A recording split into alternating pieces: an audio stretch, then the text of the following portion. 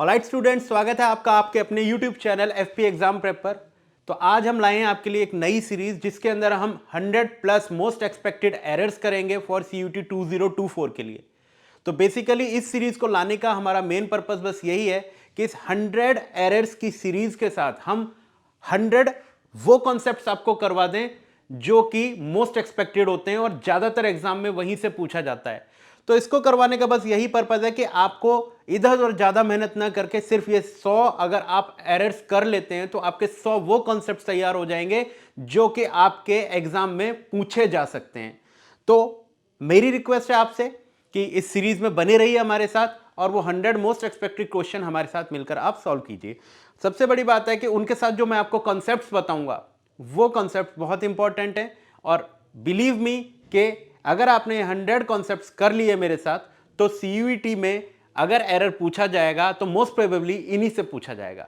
तो चलिए शुरू करते हैं अपना 100 प्लस मोस्ट एक्सपेक्टेड एरर्स का ये सेशन। तो आज हमारा पहला वीडियो है, तो पहले वीडियो में शुरू करते हैं पहले क्वेश्चन से। तो चलिए बच्चों देखते हैं सबसे पहला क्वेश्चन। पहला क्वेश्चन क्या कह रहा है, ध्यान से देखें। When she went for a walk Maya couldn't take her scarf because it was too much windy. ठीक है, अब इसमें क्या देखना है आपको कि ये पूरा एक सेंटेंस दे रखा है, उसके बाद इसी सेंटेंस को ऑप्शंस में रख दिया गया है। ठीक है, अब ऑप्शंस में रखने का मतलब यह है कि जितना सेंटेंस जिस तरीके से एज इट इज ये लिखा गया है वैसे ही इसमें लिखा गया है। तो इसमें इसे ने ठीक करके नहीं लिखा है, ये सारे ही पार्ट रखे हैं, बस हमें यह बताना है कि किस पार्ट में एरर है। ठीक है, तो अगर आपका लगता है कि इस वाले पार्ट में एरर है, टू मच विंडी, तो फिर क्या करें हम, इसमें एरर है तो इसको क्लिक कर दें। ठीक है, अगर आपको लगता है माया कुडंट टेक हर स्कार्फ इसमें है तो इसको क्लिक कर दें। अगर इसमें लगता है एरर है तो इसको लिख दें और इसमें अगर एरर लगता है तो इसको लिख दें। हमें इस तरीके से इसको सॉल्व करना है। अब आंसर बताने के लिए हमें सबसे पहले यह पता होना चाहिए कि किस पार्ट में एरर है। तो ये कॉन्सेप्ट है जो आपको समझना है। मैं सिंपल तरीके से समझा देता हूं, इसको डीप में ना ले जाके मैं इसको सीधा सीधा सिंपल एक छोटी सी बात आपको बता देता हूं, वो समझ लो। एक कॉन्सेप्ट होता है हमारे एडवर्ब का जिसमें हम much too versus too much पढ़ते हैं। अब आप में से ज्यादा बच्चों को तो यही पता होगा कि टू मच टू जैसी कोई चीज नहीं होती, टू मच जैसी चीज होती है। लेकिन आपको ध्यान रखना है मच टू भी करेक्ट है और टू मच तो करेक्ट होता ही है। ठीक है, तो इन दोनों का ध्यान रखना है। तो कभी भी इस तरीके का फ्रेज किसी सेंटेंस में आपको मिलता है तो आपको यह ध्यान रखना है कि इसमें एरर हमेशा मच को पहले या टू को बाद में या टू को पहले या मच को बाद में करके ही यूज करता है वो। अब हमें यह समझना है कि मच टू का कब यूज किया जाता है और टू मच का कब यूज किया जाता है। तो अगर हमें यह बात पता होगी तो ये एरर जो हमारा पेपर में आएगा वो हमारा क्लियर हो जाएगा। इसके लिए हमें ज्यादा कॉन्सेप्ट समझने की जरूरत नहीं है, छोटी सी बात समझने की जरूरत है बच्चों कि ये जो मच होता है ये बेसिकली इंग्लिश में एडजेक्टिव की तरह भी काम कर सकता है और ये एडवर्ब की तरह भी काम कर सकता है। ठीक है, और ये जो टू होता है बच्चों ये सिर्फ और सिर्फ एडवर्ब की तरह ही काम कर सकता है। तो इसके पास सिर्फ पावर है एडवर्ब की तरह काम करने की और मच के पास पावर है एडजेक्टिव और एडवर्ब दोनों की तरह काम करने की। अब इसके पीछे आपको क्या ध्यान रखना है कि ये जो एडजेक्टिव होता है, एडजेक्टिव का जो प्लेसमेंट होती है इंग्लिश में वो सिर्फ और सिर्फ नाउन से पहले कर सकते हो आप उसको। इसके अकॉर्डिंग अगर हम देखें तो एडजेक्टिव हमेशा नाउन से पहले आता है और एडजेक्टिव से पहले हमेशा एडवर्ब आता है। एक ये कॉन्सेप्ट ध्यान रख लेंगे, ये एक सीरीज जो है या एक आपका पॉइंट है, ये बात ध्यान रख लेंगे आप कि नाउन से पहले हमेशा एडजेक्टिव आते हैं और एडजेक्टिव से पहले हमेशा एडवर्ब आते हैं। ये पॉइंट ध्यान रखें। अब आ जाती है बात कि क्या करना चाहिए। अब अगर आप मच टू लिखते हो तो आपको ये समझ में आना चाहिए कि टू तो सिर्फ एडवर्ब ही हो सकता है। अब यहां पर हमें मालूम है कि एडजेक्टिव से पहले एडवर्ब आता है और एडवर्ब से भी पहले अगर कुछ रखना पड़ जाए हमें तो वो सिर्फ एडवर्ब ही रखा जा सकता है और कुछ नहीं रखा जा सकता। यानी कि मतलब ये जो सीक्वेंस है, नाउन से पहले एडजेक्टिव, एडजेक्टिव से पहले एडवर्ब और एडवर्ब से भी पहले एडवर्ब ही आता है। ये सीरीज ध्यान रख लो आप। अब आप देखो कि अगर ये एडवर्ब है तो एडवर्ब से पहले क्या हो सकता है, हमारा सिर्फ एडवर्ब ही हो सकता है। तो इसका मतलब है टू से पहले अगर मच रखा होगा तो उसको सिर्फ एडवर्ब ही मान सकते हो आप। ठीक है, टू से पहले एडवर्ब सिर्फ एडवर्ब ही होता है। तो इसका मतलब ये दोनों मिलकर एडवर्ब का ही काम कर रहे हैं। इसका मतलब ये हमारी क्या हो गई, एडवर्ब फ्रेज। अब एडवर्ब के बाद क्या आता है, एडजेक्टिव। ठीक है, तो इसका मतलब हमें ये समझ में आना चाहिए कि अगर आप मच टू लिखोगे तो उसके बाद सिर्फ एडजेक्टिव लिखा जाना चाहिए। अब आती है बात टू मच की। तो मान लीजिए अगर मैं लिखता हूं टू, टू क्या होता है? एडवर्ब। एडवर्ब के बाद क्या आ सकता है? एडजेक्टिव। तो मान लो अगर यहां मच लिखा है तो ये एडजेक्टिव हो गया। तो टू के बाद जब मच लिखा जाता है तो अब मच एडजेक्टिव का काम करता है, लेकिन टू से पहले अगर मच लिखा जाए तो टू को मच को मजबूरी में एडवर्ब बनना पड़ता है। तो अब अगर ये एडवर्ब हो गया और ये एडजेक्टिव हो गया तो एडजेक्टिव के बाद क्या आता है? नाउन आता है। तो ये जो कॉन्सेप्ट है बेसिकली बच्चों, ये कॉन्सेप्ट इस बात को कहता है कि अगर कभी भी फ्रेज मच टू लिखा जाए तो उसके बाद हमेशा एडजेक्टिव लिखा करो, और कभी भी फ्रेज टू मच लिखा जाए तो उसके बाद हमेशा नाउन लिखा करो। बात समझ में आ गई? तो ये बेसिकली सीधा सा कॉन्सेप्ट है। बात क्लियर हुई? अब आ जाओ इधर क्वेश्चन पर। When she went, she क्या है? हमारा सब्जेक्ट है, went हमारी वर्ब की सेकंड फॉर्म है, फॉर अ वॉक, इसमें कोई गलती नहीं है। माया couldn't take her scarf, ठीक है, इसमें भी कोई गलती नहीं है, because it was to much windy. अब देखो विंडी हमारा क्या होता है? विंडी हमारा एडजेक्टिव होता है, ठीक है भाई, विंडी हमारा एडजेक्टिव होता है। कैसे पता लगेगा? विंडी के बाद कोई नाउन लिखा जा सकता है? विंडी वेदर बोल सकते हैं, तो वेदर हमारा नाउन हो गया, तभी तो विंडी पहले लिखा जा रहा है। लेकिन अगर ये नाउन, ये खुद ही नाउन होता तो नाउन के बाद नाउन नहीं लिखा जा सकता। इसका मतलब विंडी जो है किसी ना किसी नाउन को डिफाइन करता है। अगर विंडी किसी नाउन को डिफाइन करता है इट मींस वो एडजेक्टिव है। तो अगर ये एडजेक्टिव है तो एडजेक्टिव से पहले तो एडवर्ब आना चाहिए था।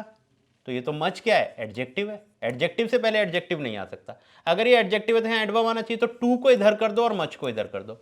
तो ये बेसिकली क्या होना चाहिए? मच टू विंडी होना चाहिए था, मच टू विंडी। तो यहां पर हमारा मच टू का एरर है, ठीक है। तो अब यहां पर हमारा एरर किस में निकला? सीधी सी बात है, ऑप्शन ए में, ठीक है। तो आई थिंक ये कॉन्सेप्ट आपको समझ में आ गया होगा, much too and too much. Much too को कब लिखें? क्योंकि टू अगर बाद में आता है तो टू एडवर्ब होता है, और एडवर्ब से पहले मच को एडवर्ब माना जाएगा, क्योंकि एडवर्ब से पहले सिर्फ एडवर्ब रखे जा सकते हैं। लेकिन टू के बाद मच को रखते हो तो टू एडवर्ब हो गया, एडवर्ब के बाद एडजेक्टिव आता है, और एडजेक्टिव के बाद नाउन आता है। तो ये नाउन नहीं है, एडजेक्टिव है, इससे पहले एडवर्ब होना चाहिए। तो टू को पहले और मच को उससे पहले। क्लियर? यहां पर हो जाएगा मच टू विंडी। चलिए नेक्स्ट क्वेश्चन पर आते हैं बच्चों। We don't really want a large house. We are looking for some comfort and some convenience on a moderate price. ठीक है, अब इस क्वेश्चन पर आते हैं, इस क्वेश्चन को समझ लेते हैं। बेसिकली यहां पर जो एरर है मैं बता देता हूं। एरर है आपका ए में, और एरर क्या है बच्चों? ऑन की जगह हमारा क्या आना चाहिए? एट आना चाहिए। एट क्यों आना चाहिए मैं आपको समझा देता हूं कॉन्सेप्ट। ये एक प्रीपोजिशन का कॉन्सेप्ट है, और आपको ये समझना है कि जो एट प्रीपोजिशन होती है ये किस लिए यूज की जाती है, ठीक है। एट प्रीपोजिशन बेसिकली किस लिए यूज की जाती है? पॉइंट्स के लिए, ठीक है, पॉइंट्स के लिए। दूसरी बात, कौन से पॉइंट्स? कोई भी पॉइंट्स हो सकता है बच्चों, कोई गैदरिंग का पॉइंट हो जहां पर लोग इकट्ठे हो जाते हैं, जैसे रेलवे स्टेशन हो गया, बस स्टॉप हो गया, ठीक है, कोई कॉन्फ्रेंस हो गई, कोई पार्टी हो गई, इस तरीके के जो गैदरिंग पॉइंट्स होते हैं उनके लिए हम किसका यूज करते हैं? एट का।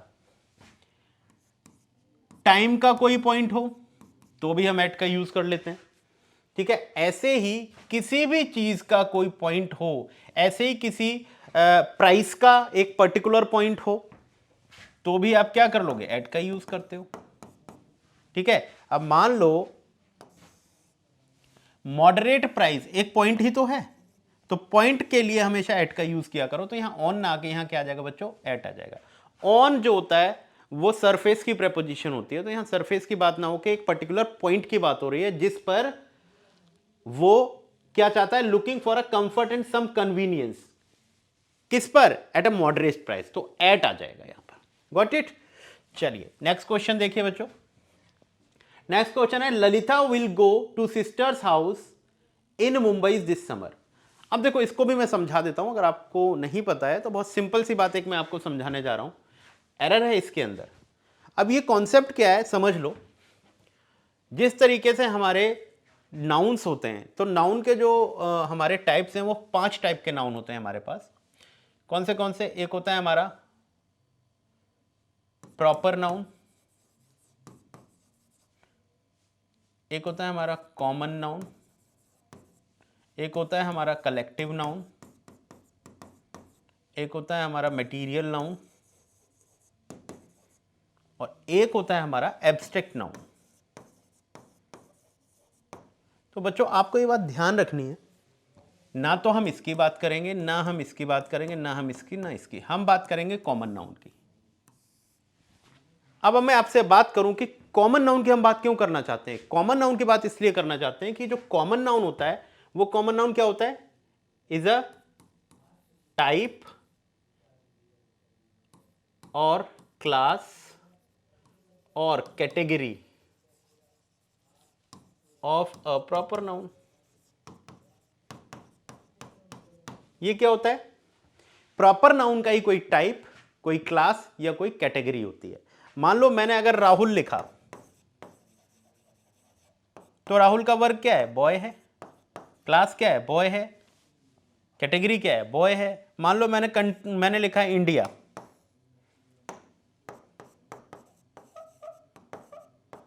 तो इंडिया क्या है, कंट्री है, इसका टाइप कंट्री है, या फिर इसकी कैटेगरी या फिर इसकी क्लास कंट्री है। मैंने लिखा दिल्ली, तो ये क्या कैटेगरी है, ये स्टेट है, ठीक है। मैंने लिखा अमिताभ बच्चन,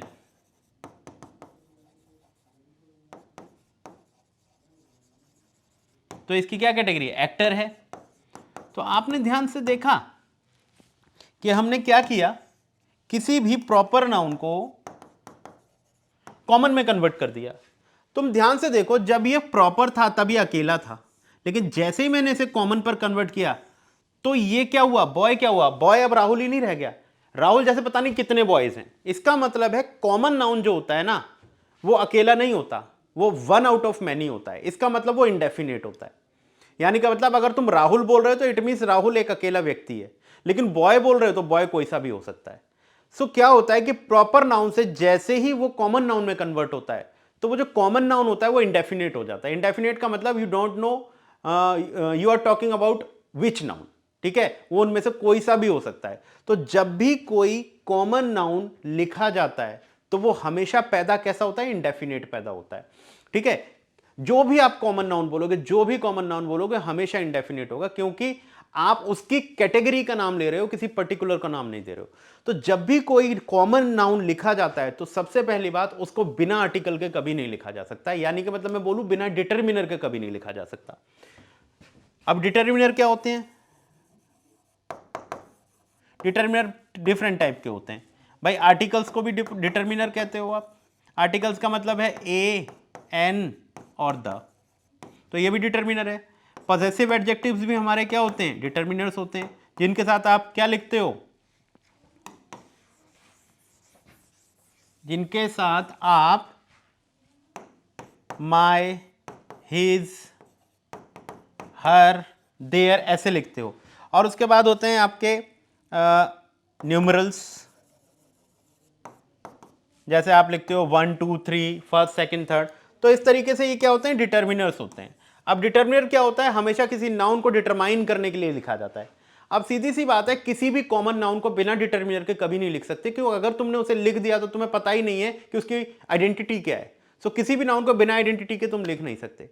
तो ये एक रूल है इंग्लिश के अंदर कि जब भी आप कॉमन नाउन को लिखो तो उससे पहले उसका डिटरमाइन करने वाला कोई वर्ड होना चाहिए। अब मान लो मैंने लिख दिया ही गेव मी गिफ्ट, तो तुरंत आप बताओगे कि सर गिफ्ट से पहले ए लगा लो। क्यों बोलोगे, क्योंकि गिफ्ट क्या है, कॉमन नाउन, और कॉमन नाउन को बिना डिटरमिनर के लिखा ही नहीं जा सकता। द लगाओ, ए लगाओ, हिज लगाओ, हर लगाओ, ये लगाना ही पड़ेगा आपको। तो यहां पर ये कॉन्सेप्ट है, आपको ध्यान रखना है कि कॉमन नाउन को बिना डिटरमिनर के नहीं लिखा जाता। अब ये जो सिस्टर है ये भी कॉमन नाउन ही होता है भाई। अगर सिस्टर का नाम ले रहे हो तो वो प्रॉपर है, लेकिन सिस्टर बोलो तो सिस्टर तो कईयों की होती हैं, बहुत सारी सिस्टर होती हैं, किसकी बात हो रही है, तो this is also a common noun. अब कॉमन नाउन से पहले देखो कोई भी डिटरमिनर नहीं लिखा हुआ, तो तुम्हें डिटरमिनर देना पड़ेगा। अब वो चाहे पॉजेसिव एडजेक्टिव दे दो, Lalita will go to her, तो देखो यहां पर डिटरमिनर देना जरूरी है, तो यहां पर यही गलती है। इसका मतलब है कि कॉमन नाउन को बिना आर्टिकल्स के, बिना पॉजेसिव एडजेक्टिव या बिना न्यूमरल्स के आप नहीं लिख सकते, अकेला नहीं लिख सकते, अनटिल अनलेस कि वो प्लूरल ना हो। सिंगुलर होगा तो उसको डिटर्मिनर आपको देना ही पड़ेगा। जैसे कि यहां गिफ्ट था, अब अगर मैं यहां गिफ्ट्स लिख देता तो जरूरत नहीं थी, क्योंकि ए एन तो तुम इसमें दे ही नहीं सकते। द आपको तब देना पड़ेगा जब ये डिटरमाइन हो जाएगा, ठीक है। तो ऐसे दे, लेकिन अगर सिंगुलर है तो आपको कुछ ना कुछ लिखना पड़ेगा। तो यहां पर हमारा एरर ये हो गया बच्चों। क्लियर हुई बात? चलिए नेक्स्ट कॉन्सेप्ट पे आते हैं बच्चों। 4 of the earliest civilization of the world were located on the banks of or near large rivers। चलिए अब देख लेते हैं। एरर मैं बता देता हूं, हमारे इस पार्ट में है, ठीक है, ये रहा सी पार्ट। अब एरर क्या है? ये बहुत सिंपल सा एरर है, बच्चे ध्यान रखते भी नहीं है, लेकिन मैं इसको बता देता हूं, पेपर में ये रिपीटेडली पूछा जाता है, तो आप ध्यान रख लें। मैं मैथमेटिकल तरीके से बताता हूं। जब आप टोटल में से पार्ट निकालते हो बच्चों, तो पार्ट और टोटल हमेशा हायर होगा और पार्ट हमेशा क्या होगा? स्मॉलर होगा। ये तो बात क्लियर रखो आप कि जब टोटल में से आप पार्ट को निकालोगे तो टोटल हमेशा पार्ट से ज्यादा होता है कि नहीं होता है? सो इंग्लिश में भी आपको एक कॉन्सेप्ट ध्यान रखना है कि ऑफ प्रीपोजिशन का यूज हम टोटल में से पार्ट को निकालने के लिए यूज करते हैं। तो जब भी ऑफ का यूज टोटल में से पार्ट को निकालने के लिए यूज किया जाए तो आप हमेशा ध्यान रखें पार्ट से टोटल हमेशा ज्यादा होना चाहिए। भाई मान लो मैंने लिखा वन ऑफ द बॉय, अब क्या इसको तुम ठीक मान पाओगे? क्यों? क्योंकि जब तुम वन बोल रहे हो तो वन का मतलब एक, और तो यहां तो बॉय भी एक है, तो एक में से एक कैसे निकाल लोगे? बात समझ में आ रही है? तो वन ऑफ द बॉय का मतलब है बॉय टोटल होना चाहिए और पार्ट आपका उससे कम होना चाहिए। अब एक में से एक तो नहीं निकाला जा सकता, इसका मतलब है ये बॉयज होना चाहिए, इसका मतलब ये दो होंगे तो उनमें से एक की बात कर रहे हो, या दो से ज्यादा होंगे तो उनमें से एक की बात कर रहे हो। तो जब भी आपका पार्ट यहां लिखा जाए, वो चाहे सिंगुलर हो चाहे प्लूरल हो, इससे फर्क नहीं पड़ता, लेकिन उसका टोटल हमेशा प्लूरल होना चाहिए। ठीक है, बात समझ में आ रही है? अब आ जाओ इधर। अब इसने बोला फोर हमारा पार्ट हो गया और यहां पर लिखा सिविलाइजेशन। अब सिविलाइजेशन कितनी है ये आप खुद देखो। सिविलाइजेशन तो एक ही है क्योंकि एस तो लगा नहीं है इसमें, प्लूरल तो है नहीं। अब सिविलाइजेशन यहां एक है और उसमें से ये चार की बात कर रहा है, एक में से चार कैसे निकालेगा वो भाई? आप बताओ, एक में से चार निकाला जा सकता है? किसी हालत में नहीं। मान लो मैं यहां लिखूं 50 आउट ऑफ 10, तो क्या पॉसिबल होगा? 10 में से 50 कैसे निकाल लोगे आप? कम से कम ये 51 होने चाहिए ना। तो इसका मतलब ये समझना है इंग्लिश में भी, अगर आपका पार्ट जितना भी, उससे फर्क नहीं पड़ता, लेकिन जितना पार्ट है उससे ज्यादा टोटल होना चाहिए। तो देखो यहां गलती है हमारी, एस लगा दो यहां पर, सिविलाइजेशंस। Got it? तो हमेशा पार्ट से ज्यादा टोटल होना चाहिए। तो जब भी कभी इस तरीके के फ्रेज आपको मिल जाएं, one of, half of, two of, मतलब इस तरीके के मिले तो टोटल हमेशा चेक कर लें कहीं उसने बिना एस के तो नहीं रखा हुआ है। अगर बिना एस के रखा है तो वो गलत होगा, वहां एस लगाना पड़ेगा, क्योंकि पार्ट से टोटल हमेशा ज्यादा होता है। Got it? चलिए नेक्स्ट क्वेश्चन देखते हैं बच्चों। नेक्स्ट क्वेश्चन है, the weather is much more warmer than it was a few days before. अब देखो इसमें भी मैं आपको एरर बता देता हूं किस पार्ट में। ये रहा, ठीक है, ए में एरर है। ए में एरर क्या है? तो ध्यान रखें आप सारे के सारे बच्चे कि हमारी तीन तरीके की डिग्री होती हैं। एक होती है हमारी पॉजिटिव डिग्री बच्चों,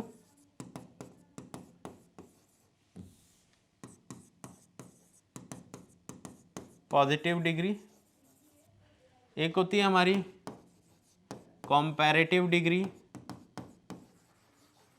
और एक होती है हमारी superlative degree.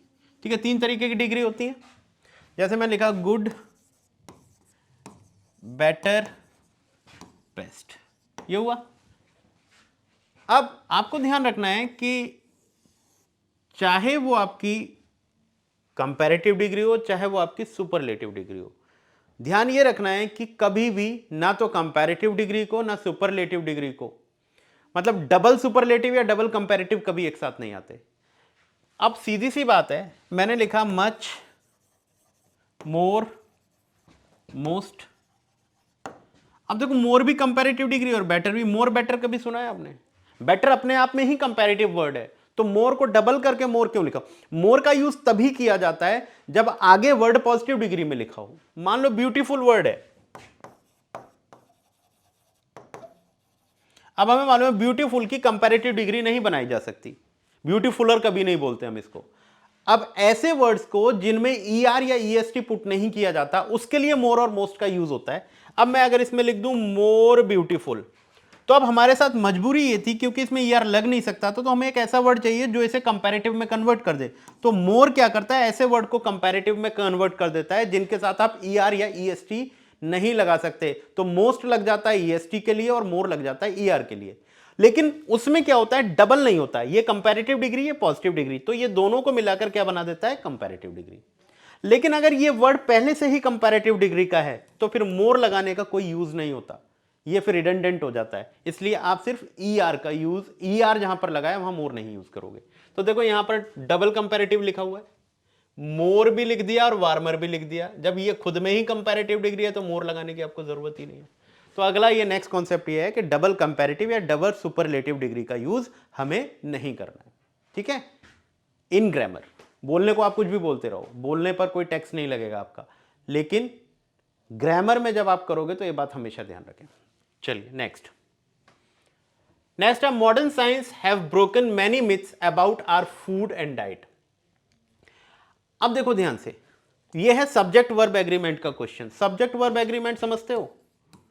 Subject verb agreement, इसका मतलब है सब्जेक्ट के अकॉर्डिंग ही वर्ब लगी होनी चाहिए। अब आपको पता होना चाहिए जो सब्जेक्ट होते हैं किसी भी सेंटेंस के, उनके दो ही नंबर होते हैं, या तो वो सिंगुलर होते हैं या वो प्लूरल होते हैं, ठीक है। अगर वो सब्जेक्ट सिंगुलर है तो सिंगुलर वर्ब आनी चाहिए, अगर वो सब्जेक्ट प्लूरल है तो प्लूरल वर्ब आनी चाहिए।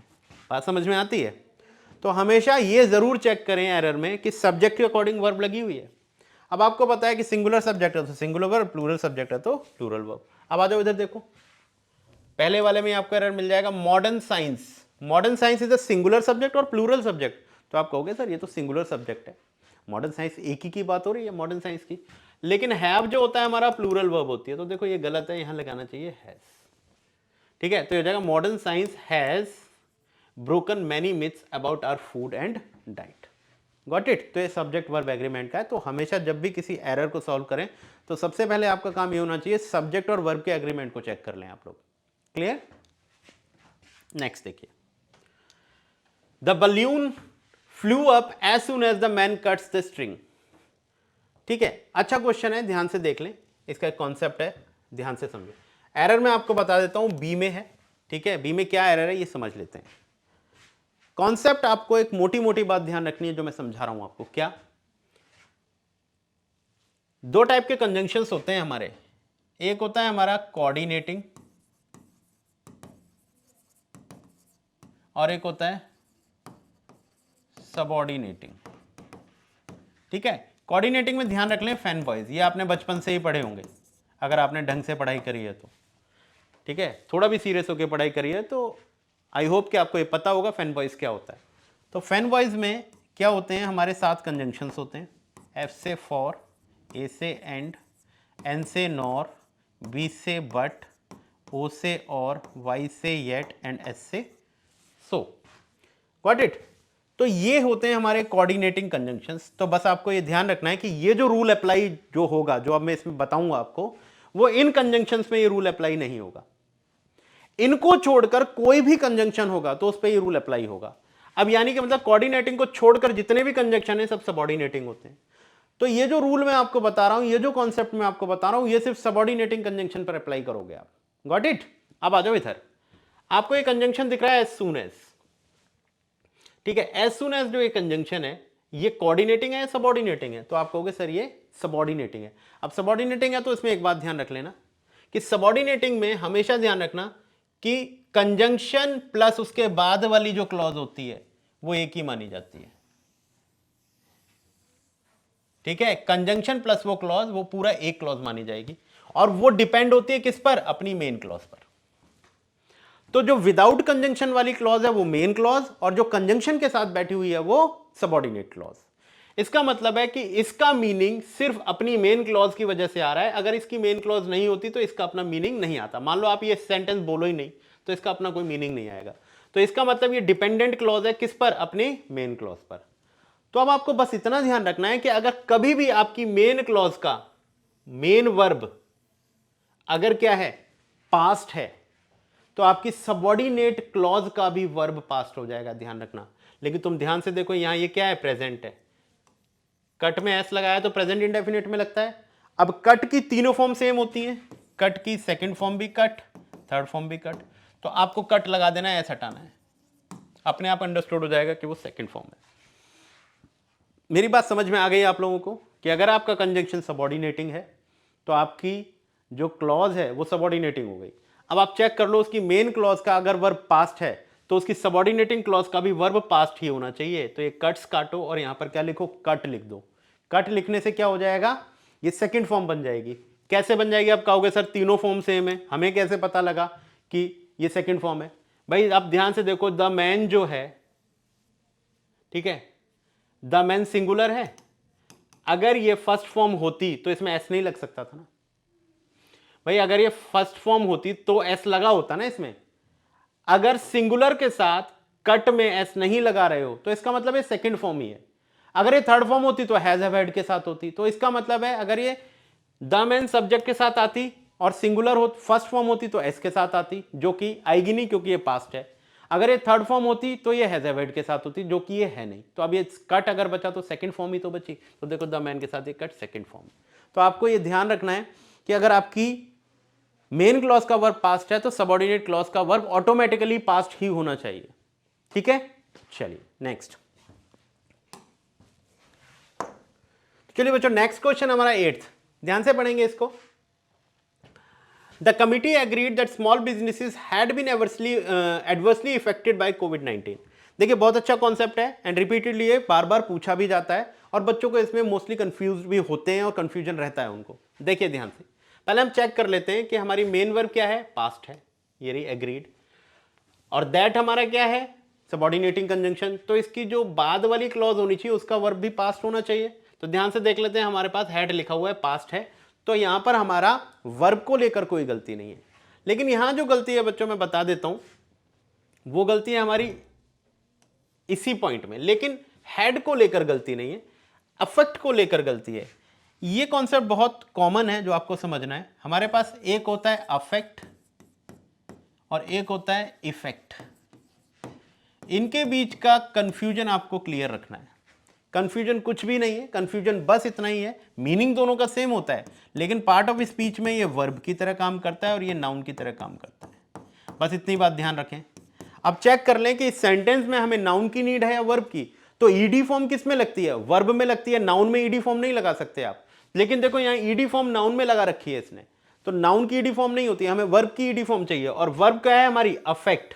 तो देखो यहाँ अफेक्टेड ना, इफेक्टेड ना होके हमें क्या लिखना पड़ेगा?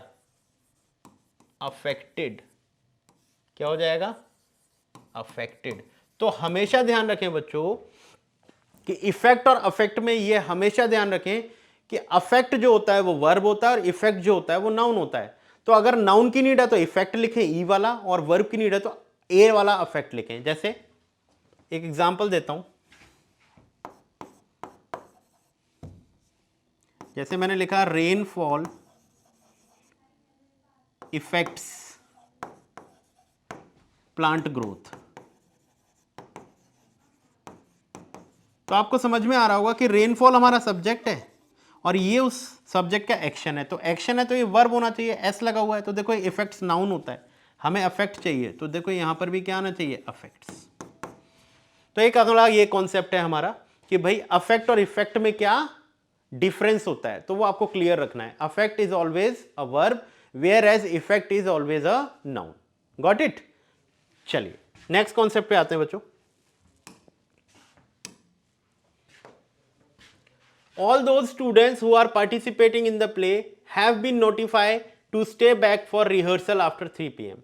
चलिए ये भी अच्छा एक कॉन्सेप्ट है, मैं आपको समझा देता हूं बच्चों। मैं एरर बता देता हूं पहले किसमें?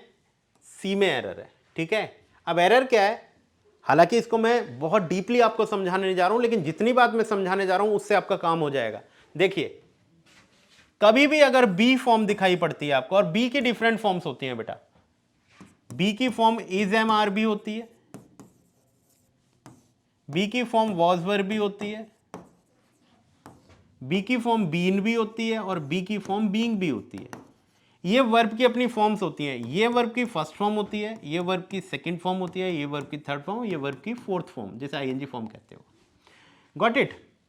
तो बी की ये डिफरेंट फॉर्म्स होती हैं। इनमें से कोई भी फॉर्म आ जाए, कोई भी फॉर्म आ जाए बी की, हमेशा ध्यान रखें कि उसके बाद वर्ब अगर आ रही है तो दो ही फॉर्म में आ सकती है, सिर्फ दो फॉर्म में।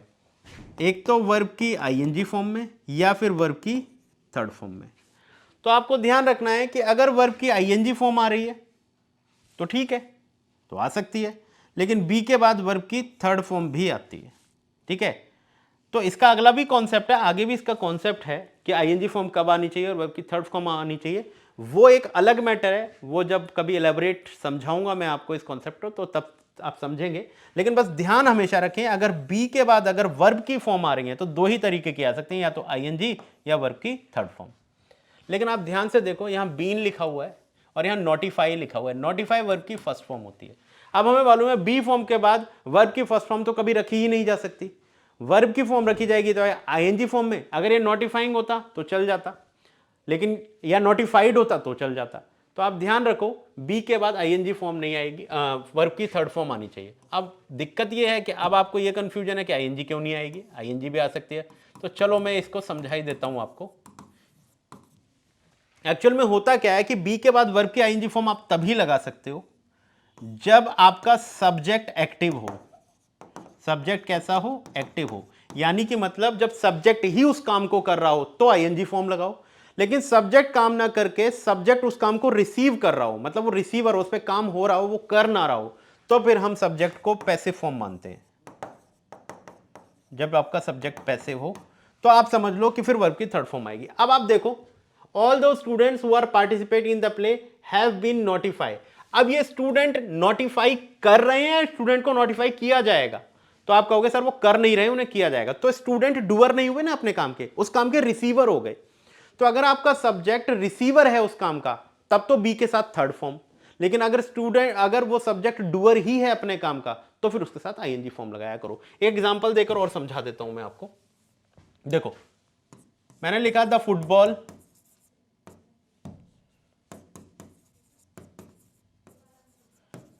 Has been playing in the playground.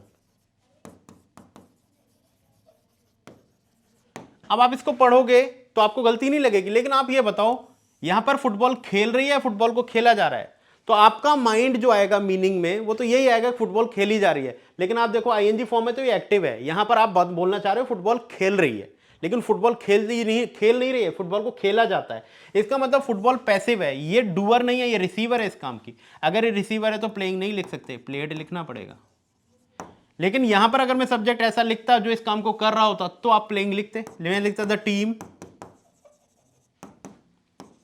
Has been playing in the playground. तो क्या तुम यहां पर प्लेड लिख सकते थे? अगर प्लेड लिख देते तो ये खेली जा रही है, खेलनी, लेकिन टीम डूअर होती है अपने एक्शन की, तो आईएनजी फॉर्म। तो आप यहां पर देख लो, स्टूडेंट नोटिफाई कर नहीं रहे, उनको नोटिफाई किया जा रहा है, तो यहां नोटिफाइंग नहीं आएगा, या नोटिफाइड आएगा। आई होप कि अब ये बात क्लियर हो गई होगी आपको। ठीक है, चलिए नेक्स्ट कॉन्सेप्ट पे आते हैं। तो आज की सीरीज का ये हमारा लास्ट क्वेश्चन है बच्चों, ध्यान से समझें। फिर नेक्स्ट जो हमारा नेक्स्ट वीडियो आएगा वो 11th क्वेश्चन से आएगा, तो उसमें नेक्स्ट समझाएंगे। तो देख लेते हैं लास्ट क्वेश्चन को। Raman went with his wife to the village to sold their land. ठीक है, अब आ जाओ इधर, मैं आपको समझा देता हूं कॉन्सेप्ट क्या है। वैसे इसमें जो आपका एरर है वो है हमारा सी पार्ट में। अब सी पार्ट में एरर क्यों है? अब ध्यान से आप देखो, Raman went with his wife. अब अगर आप इसकी हिंदी बनाना शुरू करो तो आपको इसमें एरर नहीं मिलेगा, क्योंकि तुम सब्जेक्ट दोनों को मानोगे, रमन को भी और उसकी वाइफ को भी। लेकिन बेसिकली यहां बात किसकी हो रही है? रमन की। वो वेंट के अपनी वाइफ के साथ गया, तो वाइफ जो है वो एक्स्ट्रा इंफॉर्मेशन है रमन के लिए। और वेंट विद हिज वाइफ, तो रमन हमारा सब्जेक्ट है और हिज वाइफ हमारा विद प्रीपोजिशन का ऑब्जेक्ट है, तो इसके अकॉर्डिंग चीजें नहीं लगेंगी। किसके अकॉर्डिंग लगेंगी? रमन के अकॉर्डिंग। तो रमन क्या है? सिंगुलर सब्जेक्ट है। सिंगुलर सब्जेक्ट के लिए देर नहीं लगा सकते आप, रमन के लिए हिज लगाना पड़ेगा आपको यहां पर। तो देखो रमन के अकॉर्डिंग हिज आया, देर नहीं है। तो यहां पर हमारा ये बात आप ध्यान रखोगे। तो आपको ध्यान रखना है कि जो भी पॉजेसिव एडजेक्टिव आप लगाते हो वो सब्जेक्ट के अकॉर्डिंग ही चलेंगे, ठीक है? तो आपको ये ध्यान रखना है। तो बच्चों ये एरर था इसके अंदर। तो बच्चों आज का सेशन ये हमारा था, ठीक है? आई होप आपको इससे बहुत कुछ जानकारी मिली होगी। आपको 10 मैंने अलग अलग कॉन्सेप्ट समझाए, वो सारे समझ में आए होंगे। अब इस सीरीज को अगर आप लगातार देखना चाहते हैं और इस सीरीज को में बने रहना चाहते हैं तो हमारे चैनल को सब्सक्राइब और शेयर जरूर कर दें, ताकि दूसरों को भी इसका फायदा मिल सके। चलिए आज का सेशन यहीं खत्म करते हैं। Thank you so much for watching.